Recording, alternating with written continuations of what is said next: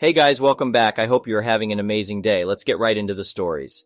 The first one is an entitled People Story. Moving into an HOA neighborhood was a decision I made with much trepidation. I had heard of the horror stories surrounding these communities, but I thought that my experience would be different. Unfortunately, my optimism was short-lived, and my dream home quickly turned into a nightmare. I had purchased a foreclosed home at a reasonable price, and I thought I had made a great investment. However, I soon realized that the house was in a state of neglect, and the damage was lurking behind the walls. The inspector had failed to notice any problems, and I had no idea what I was getting myself into. It was a typical Friday afternoon when I got a call from my neighbor informing me that water was flowing out of my garage. I was out of town at a wedding, so I couldn't get home immediately. When I finally arrived back home, I was greeted with a scene of utter chaos. My neighbor had done his best to save my home by shutting off the water, but the damage had already been done. The insurance inspector discovered that the water heater and some of the pipes had burst on the second story. He also found that the HOA had recently done some patchwork on the pipes that caused the water damage. The patchwork was not only poor quality, but it was also cleverly hidden, making it hard to spot. It was clear that the HOA had neglected my home for quite some time. The damages were extensive, and the cost of repairs ran into the tens of thousands of dollars. Most of my furniture was ruined, and the walls, baseboards, and subfloor had to be replaced. It was a stressful and overwhelming situation. When I tried to discuss the matter with the HOA board, they were dismissive and refused to take any responsibility for the damages. They insinuated that I was to blame and that I had made the patchwork myself. It was clear that they were not interested in helping me, and I felt helpless. The situation only got worse when the board leader accused me of violating rules by having a portable dumpster and storage pod in my driveway. They imposed a fine on me, and I was left with no choice but to remove them. I was furious, but I knew that I had to stay calm and find a solution. Despite the fines, I continued to keep the portable dumpster and storage pod in my driveway, hoping that the board would see reason. One day I woke up to find that the dumpster was missing. I immediately contacted the rental company, but they had no record of it being removed. I was confused and frustrated, but I knew that something was amiss. I did some digging around and eventually found out that the board leader had taken the dumpster, emptied it, and placed it in my neighbor's driveway. I was livid. I knew that I had to take action, but I wasn't sure how. After much contemplation, I decided to sue the HOA for the damages to my home and the theft of the dumpster. It was a long and arduous process, and I had to hire the best lawyer I could find. I had multiple sources to back up my claim, and the evidence was overwhelming. The court ruled in my favor, and I was awarded a fair amount of money in damages. The board leader was forced to resign, and I felt like justice had been served. However, the story doesn't end there. A few months later, I received an update from a friend who still lived in the neighborhood. Apparently, the HOA had been exposed for multiple instances of neglect and theft, and several board members had been indicted. It turned out that they had been siphoning money from the community's funds and using it for their personal gain. It was satisfying to hear that justice had been served and the HOA was finally held accountable for their actions. It was also revealed that the HOA had a long history of neglecting their responsibilities, and many homeowners had suffered due to their negligence. The community was in chaos, and many homeowners were left to deal with the consequences of the HOA's mismanagement.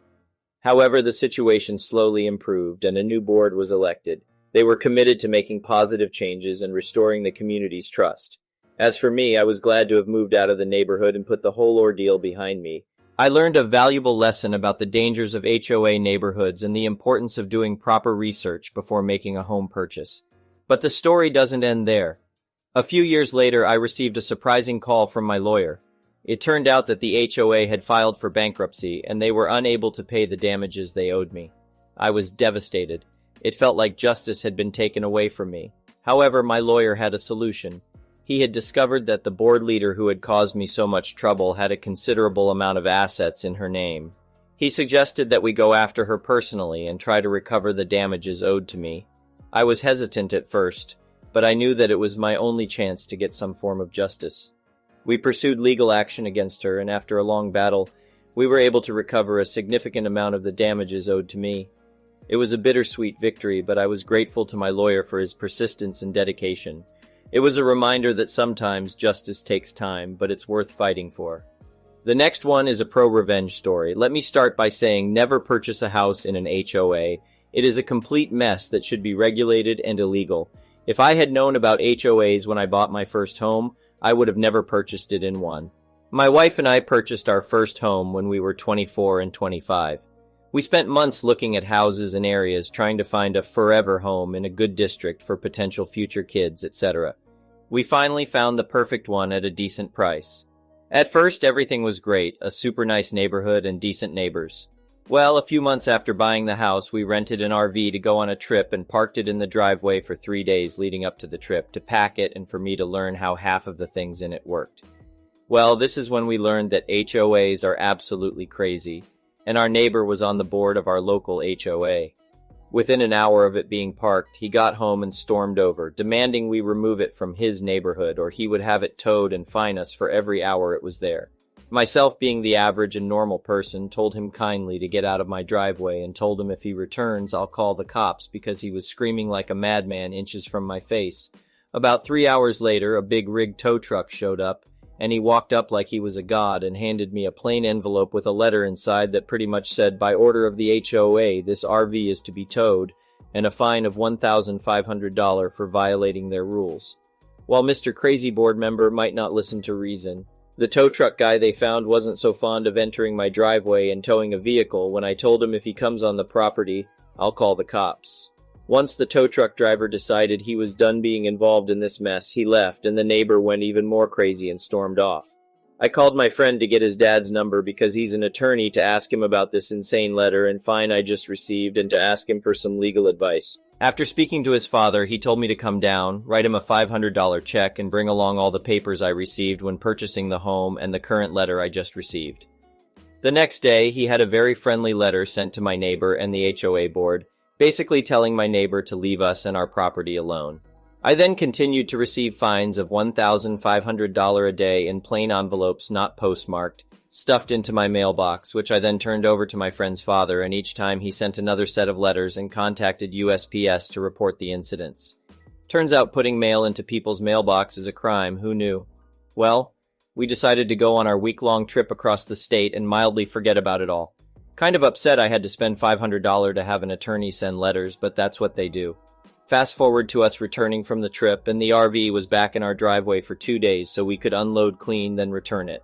Again, each day more envelopes were stuffed into our mailbox and more visits to our attorney, more letters sent, and more incidents reported to USPS. Well, here's where the fun really begins. Turns out Mr. Crazy finally gives me a summons to appear before the board. My attorney said this is crazy illegal because what they've done is use what looks like an actual legal document improperly to summon me to the board.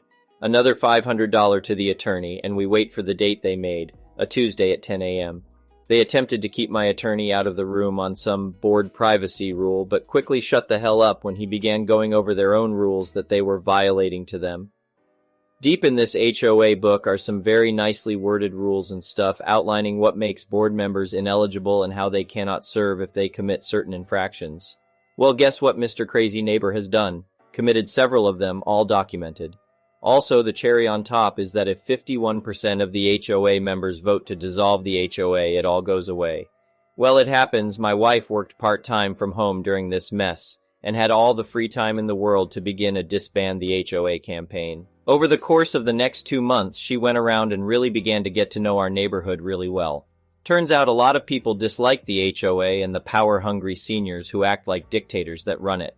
The HOA attempted to stall everything by holding no meetings, another HOA violation, and began their own campaign trying to change HOA rules to keep from being ousted, in a fairly racist flyer and letter to everyone explaining the dangers of not having an HOA and all the bad people, blacks and Mexicans that will move in and take over, sell drugs, etc.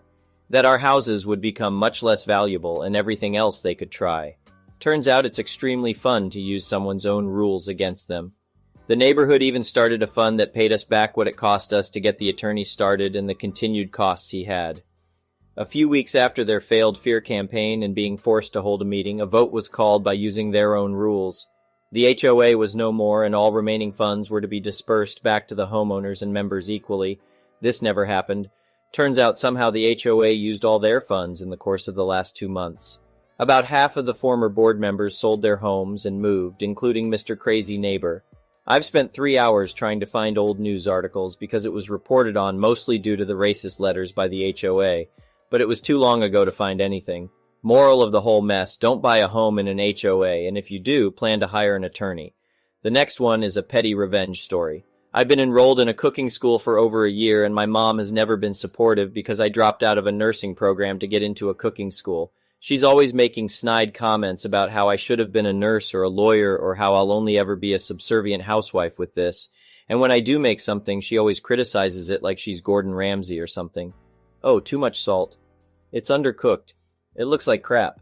Even though pretty much everyone else says the opposite, she's looking for any little thing she can critique about my cooking. She keeps telling me I can't cook and need to get into a real career. I've cooked 3-course dinners for the family and they always get positive reviews, except for her. She had a party for her work friends. I made a whole tray of my specialty take on homemade meatballs, a recipe I conceptualized myself, my signature dish. Everyone kept going back and getting more, so many that they ran out. I asked Mom what she thought. She said, "They were drunk, they couldn't taste anything." So I figured if I wanted to get her to compliment my cooking, I'd have to trick her. I cooked her a meal, one of her favorites from scratch, her biggest weakness that she can never resist. I dressed it up to look professional and put it in a generic to-go box and had my boyfriend take video of me preparing it, start to finish. I called her and told her that my boyfriend and I were eating at this diner that doesn't exist. I made up a fake name for it and everything. I told her they had her favorite meal and asked if she wanted us to bring her one. Of course, she said yes. I brought the dish and told her more about the fake diner. She started eating it and complimented how good it was, how she wanted to go there and get another one. After she was almost through with the meal, I asked her for her honest opinion so we could write a review on Yelp. She went on for 10 minutes about how great it was, and then I sprung it on her that I cooked it. Her tone changed. She put the fork down and said she was lying, that it tasted like crap. My boyfriend showed her the video, she Googled the restaurant, and it didn't show up. She started pointing out flaws with the meal, like how there was too much sauce and it was really spicy and burned her mouth. I asked her why she almost finished the whole thing if it was so spicy. She didn't say anything, so I just asked her if she was ready to admit it. She said no, so we left, but I spotted her eating it from the other room. I asked her again, and she laughed and finally told me yes, that I'm a good chef. So after a year of doubting I was a good chef and holding my dreams back, she finally admitted it. The next one is an entitled people story. I work in the hotel business and have been working the audit, third shift, for years. In that time, I have seen a lot of stuff. Sleepwalkers without any clothes, old ladies wanting me to be fired because I wouldn't break the rules for them, having a gun pointed at me during a robbery, people injuring themselves so they could get a free night, someone tearing up a room, then going to the manager and seriously asking, "Sir, may I have a room?" A staff member claiming the hotel had been robbed but had taken the money themselves, someone dying of an overdose, then this person's boss and co-workers claiming they didn't know who he was and expecting the hotel staff to lie to the police for them, people throwing a party in their room and telling me it's okay as they were part of the wedding group and they should be able to make as much noise as they want at 1 a.m. in the morning. They got tossed out and they didn't seem to even consider the possibility they did anything wrong. Being accused of stealing a woman's purse from a room and not getting any apology when the purse was later found in the room, and much more. Now, I am not going to say I have seen it all because I know that there is going to be something new and probably bad that will come my way. And recently it did. It was the weekend, and we had a sports team in the house with the players being about 10 to 12 years old. This means there are a bunch of kids running around while their parents are up in a room partying. I don't know who made more noise, the parents or the kids. The next morning, this group gets read the riot act and told if there are any problems the next night from them, the whole team gets booted out of the hotel. The next night, I come in for the third shift, and the second shift front desk person, Bill, not his real name, said there had been no issues and the team had been quiet. Great, no more problems. As we are changing over the shift, a man comes down to the front desk, clearly very angry. We will call him R.A. for Raging A-Hole. R.A. starts off by saying that there was a problem. Kids running all over the place, their parents are out in the hall swearing, and so on. As he is complaining about the parents swearing, he is dropping the F-bomb every 2 or 3 words. I politely ask what room he was in, and he starts raging at Bill. Bill tries to say something, but R.A. keeps interrupting him. During this, I am checking the computer and seeing what R.A.'s room number is and basic info on him. Bill, while new, isn't going to let R.A. walk all over him and tells the guy to be quiet and let him talk. And then tells R.A. there hadn't been any complaints until he came down. I tell Bill I'm going to patrol the building and see where the problem is. RA demands to know where I'm going rather loudly, clearly not happy about it. I told him I was going to check on the building, which he said I didn't have to do. I left anyway as RA turned to continue idioting at Bill. I patrol the building and find nothing. Everything is quiet, there are a couple of people walking around, but they aren't making any noise. I get back to the desk and I hear RA telling Bill that he knows there are problems because when he checked in he heard someone complaining about it. Yes, RA is complaining about something that happened the day before he checked in. I tell RA and Bill there were no problems and RA tries to argue. I stress that there wasn't anyone causing problems and he should go back to his room. He finally left muttering under his breath. You would think that was the end of it, right? Nope. About 15 or 20 minutes later, RA comes back down to the desk, claiming there is a problem again. Kids running in the halls, parents swearing, etc., and he is still dropping F-bombs all the time. I tell him there was a problem yesterday and there was not a problem now. He goes into don't you believe me mode, this is a trap. If I say I didn't believe him, he would say I was calling him a liar. He was lying, but saying that is a bad thing, unfortunately. So I told him I believe my eyes, which he didn't have a comeback for. Then he goes back to, you got a problem, and that guy didn't know anything. By this time, I am getting sick of him dropping F-bombs all the time and tell him if he does not stop swearing, I would kick him out and I could do it legally, which is true. My state has a law that you can kick people out of a hotel for excessive swearing. RA was very shocked by that. You're going to kick me out, but what about those kids? Those kids aren't causing me any problems. You are causing me problems. Now, if there isn't anything else, I have another guest to take care of. RA walked away muttering, he's 3 days old, he doesn't know anything. I think he was talking about Bill rather than me. Fortunately, I didn't hear from RA again. Apparently, he thought if I would admit something was wrong, he could get a free room as a result. The next one is an entitled parent story. So, my wife and I have 2 kids, a nearly 3-year-old and an 18-month-old. We won a cruise to the Bahamas for 2 people, meaning the kids couldn't go. My mother volunteered to watch the kids. Great, it's all settled. We're going to get away for a week and have some time for ourselves. As the date approaches, Mom starts talking about having the kids at her house for the week. We told her we were under the impression that she was going to be at our house. All the kids' stuff is here. Our home is a single story and easy to track the kids in. It's significantly closer to all of their doctors for emergencies. We're talking 20 minutes versus an hour and a half. And our house is baby-proofed, whereas hers is not. So we said we really felt they should be at our house, and if that didn't work for her, we would make other arrangements. She said our house was fine, but days later she said she would like to be at her house because my siblings who still live with her could help watch the kids. These are the same siblings who we were told needed to be instructed on how to be nice to toddlers, which is why we weren't invited to Thanksgiving. No thanks. We'll get you support through our own channels, people you know and like who can pop in to get you relief and help out. We left for our trip, and as we were showing Mom where everything was and going over food and snacks, she was more interested in playing with the kids than learning where the diapers were. So on day 1 of the trip, my wife used the boat's internet to do a video call to check on the kids. All seemed fine, but my mother told her not to call again for the rest of the trip because it might upset the children. My wife didn't tell me about that part of their conversation right away, but as soon as she did, we called her back. When she answered, she was at her house with the kids, and we could see brand new kids' apparel and paraphernalia in the background. I asked her what happened, and she told me she was really sick and thinks she got norovirus. Super nauseous, it was all she could do to call her brother, who lives 5 minutes from me, to have him pack the kids in my wife's car and drive an hour and a half to her house.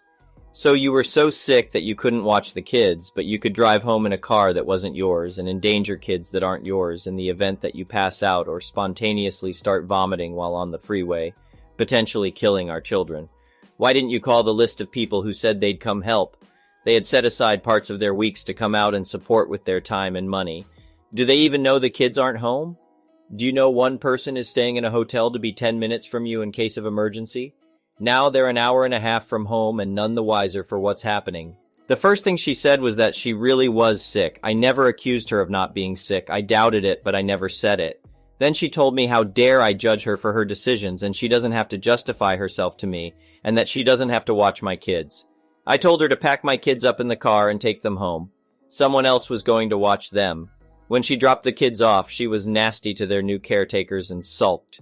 As soon as I knew the kids were safe, I sent her a message saying she clearly didn't respect us as parents. It doesn't matter how many kids she raised. These are ours. and she sure as hell needed to justify herself and check in with us if she was too sick to do her job. We have the right to know what's going on with our kids, and any sane person would call and ask us what we wanted them to do before packing the kids up and taking them away. If the roles were reversed, she would have absolutely lost her mind, and I know because I've seen it. She didn't need to see the kids again if she was going to go that far out of her way to undermine us and then act like a spoiled child to family and friends when she gets caught. The next day, she replied to the message saying she didn't realize she did anything that was that far out of expected parameters, yeah, her words, and that she recognized that parents had their own rules and she would have to learn ours. Nothing resembling sorry came across in that message or any other. We blocked her on social media and haven't spoken to her since. Thank you for watching. I would really appreciate it if you could like the video and subscribe to our channel if you haven't already. We'll see you